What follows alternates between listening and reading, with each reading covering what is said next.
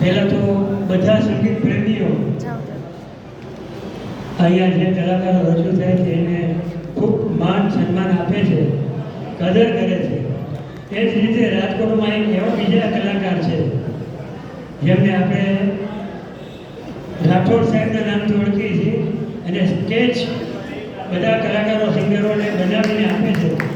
એમને એમ લાગે કે આ કલાકારને આપવા જેવું છે તો એમના માટે સ્ટેજ તૈયાર કરી અને સિંગરને પોતાના તરફથી પ્રેઝન્ટ આપે છે.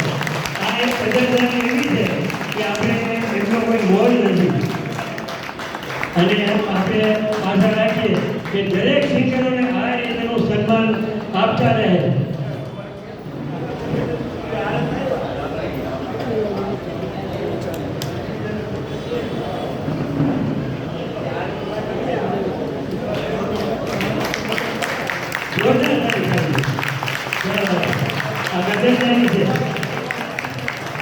Thank you very much. Thank you.